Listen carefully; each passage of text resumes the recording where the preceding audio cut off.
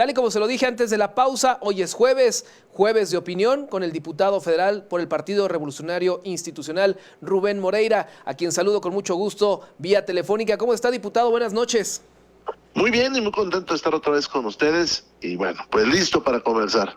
Gracias, diputado. Bueno, pues para platicar hay varios temas sobre la mesa. Está el tema del Infonavit, está el tema del INE, está el tema extranjero con Trump. Hay varios temas. ¿Qué le parece si platicamos de manera puntual con cada uno de ellos? Y me gustaría iniciar con esta parte del INE. Lo que hizo hoy el INE en ir a pedirle dinero a la presidenta de la República, Claudia Sheinbaum, algo que no se había visto, o al menos no es el procedimiento que un organismo autónomo pues vaya a pedirle dinero a la presidenta de la República. Efectivamente, y no hay antecedente, por cierto, de que una vez aprobado el presupuesto, se transfiera dinero del Poder Ejecutivo a un órgano autónomo. Eso hay que apuntarlo por ahí. Por otro lado, hay que señalar, y ya lo hemos dicho, que la reforma que se propuso no mejora la justicia, pero que hoy tiene graves problemas el INE más allá de eso, porque la redacción del texto y el presupuesto hacen muy difícil instrumentar esta elección. Y te pongo un ejemplo. En las boletas de jueces y magistrados se supone que tú y yo tenemos derecho para votar quiénes van a ser jueces de los lugares donde nosotros vivimos. Sin embargo, eso haría que fueran muchísimas boletas, porque también hay que recordar que tenemos jueces civiles, penales, laborales. Y ahí es donde el INE está topado. No tiene dinero para las boletas, quieren que haya una sola urna y ahí se mete todo, no se va a contar en las casillas, se va a llevar a las oficinas del INE, no vas a tener resultados inmediatos. Entonces el INE está metido en un grave problema. Además, la población no está muy atenta a lo que está sucediendo y pues hoy fueron a pedir dinero un órgano autónomo, que son autónomos para no tener que batallar con eso y para no depender del gobierno. Pues hoy fueron a pedir dinero y se están sentando precedentes muy peligrosos para la democracia. ¿Cuáles son estos antecedentes que podrían poner en peligro nuestra democracia, diputado? Te pongo varios ejemplos. Primero, en en Durango y en Veracruz va a haber elecciones también regulares. Y el INE propone menos casillas para la elección de jueces, pero por otro lado tienes que poner las casillas completas para las elecciones regulares. Entonces la gente iría a votar a unos lugares y a otros y habría una gran confusión. Segundo, pues ya lo dijo la presidenta, pues si le bajamos el costo a las elecciones, pues es mejor. Y pues, nada más que hay un problema. En un estado tan grande como Guanajuato, que pongas mucho menos casillas, que nomás haya una urna, que no haya PREP, que no haya conteo rápido. Esto va a suceder en esta elección, no va a haber PREP ni conteo rápido, que no haya representantes de casilla de los candidatos, como hoy va a suceder, pues es un mal antecedente para las elecciones normales, ¿no? Claro, ¿qué certeza podría haber entonces de que sea una elección transparente? Quiero yo entender. Claro, y la lucha que se dio durante muchos años en tu estado, es un estado ejemplar en eso, pues porque hubiera procesos democráticos donde la certeza privada y la competencia igual, pues hoy eso está en peligro porque están dejando malos antecedentes. Además de que la presidenta está diciendo algo que parece muy interesante, que se baje el financiamiento de los partidos. Sino más que en un estado en guerra como el nuestro, donde el narcotráfico y la delincuencia interviene tanto, si tú le bajas el dinero a los partidos, corres el riesgo que de otros lugares salga ese financiamiento. Pero además no son cantidades mayúsculas, se ha perdido mucho más dinero con la línea esta de Mexicana, que pues ya al parecer va a cerrar, que todo lo que se necesitaría para hacer las elecciones y para mantener a todos los órganos autónomos. Mexicana va a significar una pérdida de 30,000 millones de pesos para nuestro país. Ahorita vamos a tocar ese tema de Mexicana, diputado, pero antes de concluir con este tema de las elecciones, me gustaría también preguntarle su opinión, pues, ¿qué opinión le merece que el listado de los jueces, de los que están como candidatos a elección de jueces y magistrados, pues no han tenido el filtro necesario y suficiente, han salido a relucir nombres duplicados? Bueno, hay quienes ni siquiera entregaron la documentación debida y ya pasaron el filtro. Efectivamente, y es que hay tres formas de participar, o tres puertas por las cuales uno puede entrar. Las listas que hace el Ejecutivo, en este caso la Presidenta, las que hace la Suprema Corte y las que hacen Senado y Diputados. Donde más bronca ha habido es con Senados y Diputados. ¿Por qué? Pues porque no va a haber exámenes de oposición, porque se empezaron a presentar todos estos duplicados. Hoy uno de los integrantes del Comité del Poder Legislativo renunció y la gente optaba por el Poder Legislativo porque en el Poder Judicial se anunció que iba a haber exámenes de oposición para buscar a los mejores candidatos. Entonces, pues estamos, como decíamos al principio, ante la posibilidad de un fracaso de la elección, donde el INE va a salir manchado. Y esto es por falta de presupuesto y por mala redacción, y porque además en el mundo nunca ha sucedido lo que quieren hacer aquí. Por lo tanto, no hay experiencias que copiar, ni hay errores que evitar que ya veamos. Sería la primera vez que se hiciera de este tipo una elección en el mundo. Pues se ve complicado y ya veremos pues quiénes realmente cumplen con los perfiles, si es que llegan esos que cumplen con los perfiles. Efectivamente, y pues no se espera una alta votación, se va a desperdiciar mucho dinero y se van a sentar esos antecedentes que te decía hace rato. ¿Esto cree que esta baja participación, estos recortes a lo que estamos acostumbrados los mexicanos, tenga esa repercusión aún menor de las próximas elecciones? ¿Qué tanto porcentaje usted podría calcular que en las próximas elecciones pueda bajar la participación ciudadana? Mire, en Bolivia hay unas elecciones no iguales, porque le digo, en ninguna parte del mundo es igual, hay unas elecciones parecidas y participa el 6-7% de la población. Eso es lo que va de la gente a votar. Es nada, prácticamente. No, prácticamente nada. De ahí salió, por ejemplo, una idea ahí disparatada. Entonces, ¿para qué mandas todas las boletas? Bueno, porque si no las mandas, pues se corre el riesgo de sí eliminar derechos de las gentes. Claro. Pero además le digo, Veracruz y Durango tienen elecciones regulares y el INE pensaría poner otras urnas en otra parte, pero además ellos tienen elecciones también locales de jueces, entonces se enfrentarían pues a muchas boletas el ciudadano. Pues estamos ante un conflicto pues por no haber sido planeado, pensado, y porque además es más bien una venganza contra el Poder Judicial que los deseos de mejorar las cosas.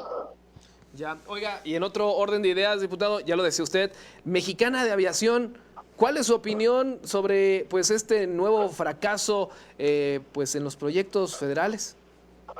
Bueno, hay que poner varias cosas sobre la mesa. Primero, en este país hay pocas líneas aéreas y hay muchos lugares que no tienen conectividad. Te pongo un ejemplo. Piedras Negras, Coahuila, no tiene conectividad. Saltillo no tiene conectividad. Torreón sí, muchísima. Y esto además hace que las líneas aéreas grandes, fijen precios como ellos los quieran, fijen número de aviones como ellos lo quieran y destinos. Entonces no es mala idea de que entre otra línea aérea, sí, pero no del gobierno, porque el gobierno mexicano, con todos los partidos, ha batallado para administrar cosas, pero además tomó destinos que ya tenían muchos de ellos licencias de vuelo. Le pongo el caso de Campeche. Entonces, en Campeche ya teníamos vuelos de Aeroméxico, vuelos de Volaris, y hoy ponen Mexicana. Bueno, pues no hay ello. Había una opción, hombre, que fueran lo que se dicen líneas regionales alimentadoras, por decir un vuelo Saltillo, San Luis Potosí, Querétaro, México, con aviones mucho más pequeños, pero se optó por aviones grandes. Y pues solamente comprar el nombre, porque el nombre tenía dueños, costó 1,000 millones de pesos. Entonces, estamos hablando de un tiradero de dinero, pues terrible. ¿Qué fue lo que falló entonces, diputado? Que los destinos no eran los oportunos, el tipo de aeronaves, de todo esto que le estoy diciendo, se discutió en su momento en la Cámara, por eso tengo la información. Y por otro lado, pues que el Estado estaba actuando pues con el subsidio de nuestros impuestos. Por lo tanto, al principio no les importaba pues vuelos con una o dos personas, o como el de la semana pasada aquí de México a Acapulco, que tuvo 2 personas que volaron. Ya, entonces, y a los mexicanos, pues ya tendremos que desembolsar millones de pesos de nuestros impuestos para esta situación. Pues de entrada 31,000 millones de pesos, Nada ¿no? más. Nada más. Con esos 31,000 millones de pesos se sostienen todos los órganos autónomos por 6 años. O pues se puede resolver el problema de muchísimas universidades de nuestro país, ¿no? Se tiró el dinero, como se tiró en Dos Bocas, o se tiró cuando se canceló el aeropuerto de Texcoco. Correcto. Oiga, diputado, otro tema rápido antes de que nos come el tiempo. El Infonavit. ¿Qué opina del Infonavit, de estas nuevas leyes, esta nueva propuesta que se ha lanzado para construir pues miles de casas por todo el país, incluyendo aquí Guanajuato? Es un tema que ya lo hemos platicado, pero que ya sigue avanzando. ¿Cuál es su opinión al respecto, diputado? A ver, todos estamos de acuerdo en que se necesitan más casas y mejores casas. Pero hay un problema. El dinero no es del gobierno, ni siquiera es de todos los mexicanos. Es de 70 millones de mexicanos, algunos que ahora no están trabajando, que cotizaron sus patrones por ellos. De hecho, hay una gran cantidad de dinero ahí, dentro de esos 2.4 billones de pesos, que puede ser retirada por las personas. Entonces el gobierno quiere manejar el dinero, y quitar transparencia, y eso usted lo puede ver ahí, quitar vigilancia y quitar fiscalización. Quiere además hacer una empresa del gobierno, pero fíjese lo que son las cosas. Una empresa no paraestatal, pero del gobierno, de tal manera que actuaría como particular, por lo tanto no pudiera ser auditada por la Auditoría Superior. Yo lo he dicho, todos queremos más casas para los trabajadores, pero ese dinero no es de nosotros, es de los trabajadores. En todo caso, debería haber una gran campaña de información a los trabajadores, muchísimos foros, y luego que se les consultara a ellos, que hubiera un referéndum. Pero no tenemos derecho, ni los diputados ni los senadores, para resolver sobre un dinero que no es de nosotros, no es del gobierno, no es de nosotros, tampoco en lo particular. Es de 70 millones de personas. ¿Qué me preocupa? Que pareciera una política de expropiación, porque ese dinero está en cuentas personales, igual que las Afores. Entonces da miedo de que estén empezando a pensar en expropiaciones, ¿no? Y el peligro de la gente de quedarse sin dinero. Claro, de hecho, mucha gente que tiene Afores, muchos guanajuatenses que seguramente están en el extranjero, tienen su dinero en las Afores y el gobierno ya lo está usando. Y lo mismo sucedería con el Infonavit. El problema es que si el gobierno le falla, pues se quedan sin ese dinero. Y pongo un ejemplo, Mexicana, o pongo el ejemplo de Dos Bocas, que dijeron que iba a costar 8,000 millones de dólares y terminó costando 24,000 millones de dólares. Entonces es muchísimo dinero que no, insisto, no es propiedad del gobierno, es propiedad de las personas. En todo caso ellos tienen que decir, bueno, sí, gobierno, úsalo o dámelo. Correcto, diputado. Ya para finalizar, una pregunta. ¿Golfo de América o América Mexicanos? ¿Cuál se escucha mejor, América Mexicanos? Yo creo que, mire, yo estoy siempre con mi país, me preocupa lo que está sucediendo con el señor Trump, que está agrediendo a Dinamarca, está agrediendo a Canadá y a nosotros. Como son posturas populistas, tanto la de ellos como la del gobierno mexicano, pues ahí van a entretenerse pues hablando de una cosa y de otra. La ONU tiene un organismo que determina los nombres de las regiones para cuestiones geográficas, y eso se va a llamar siempre Golfo de México. Lo que me preocupa es que pueda pasar después del día 20 con el comercio, con la migración, con la seguridad. Eso es lo que me preocupa. Específicamente, ¿qué podría preocuparnos aquí en nuestro país, diputado?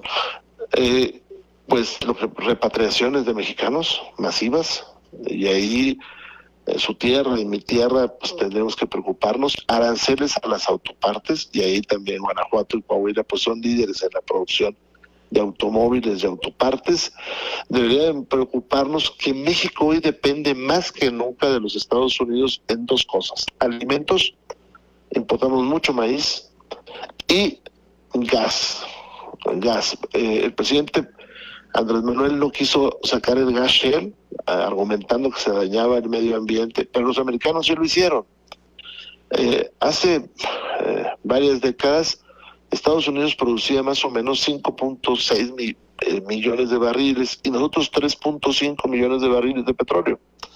Hoy nosotros producimos 1.3 millones de barriles de combustible y los americanos 13 millones de barriles de combustible.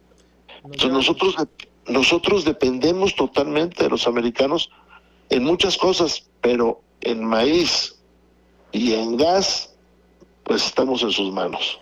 Oiga, hay quienes dicen que bueno, que Donald Trump pues es mucho bla bla bla y poca acción. Digo, ya se ha metido con Canadá, ya se ha metido con Dinamarca, con la parte de Groenlandia, ya se ha metido con el canal de Panamá, con los panameños, y bueno, con México, con el Golfo y con la deportación.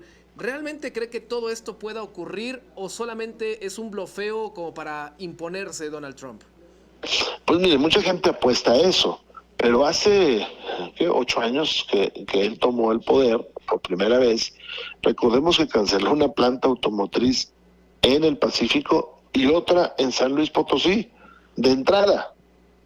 Y además obligó a México a ser un tercer país seguro. O sea, todo lo que nosotros vemos de migrantes en nuestras calles es producto de aquellas amenazas. Entonces, pues sí, puede ser que sea una amenaza para negociar mejor el TLC, por ejemplo, o pues para obligarnos a ciertas cosas. El problema es que todo eso tiene costo. Y no me gusta dar malas noticias, pero hoy el INEGI ya sacó cifras de cómo está nuestra producción y pareciera que vamos a una recesión, ¿no? Entonces une usted todo y es un peligro. Pues se ve complicado el panorama. Ya para finalizar, última pregunta, diputado. ¿Va a llegar o no va a llegar invitación para la presidente para que asista con Donald Trump? Y si le llega, ¿va o no va? Pues mire, yo creo que no va a ir, esa es la impresión que todos nosotros tenemos, porque pues así ha sido Morena. Morena ha cancelado de una buena medida nuestras relaciones internacionales. Somos un país que se ha ido aislando. No se va, el presidente Andrés Manuel no fue a las grandes cumbres mundiales. Hoy la presidenta estuvo brevemente en una de ellas hace unas semanas, pero son momentos delicados.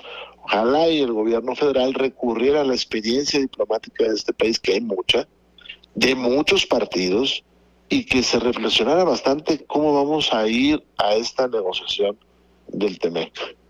Pues ya veremos qué sucede, diputado. Yo por lo pronto le agradezco estos minutos que nos regaló aquí en Noticieros Expresa TV, en su opinión, pues en estos temas que han hecho agenda a lo largo de estos días, y ya veremos qué sucede de aquí al próximo jueves, diputado. Yo espero que las cosas mejoren. Le mando un gran abrazo a ustedes y a todas las personas que nos ven. Igualmente, diputado Rubén Moreira Valdés, diputado federal por el Partido Revolucionario Institucional, en esta noche de jueves.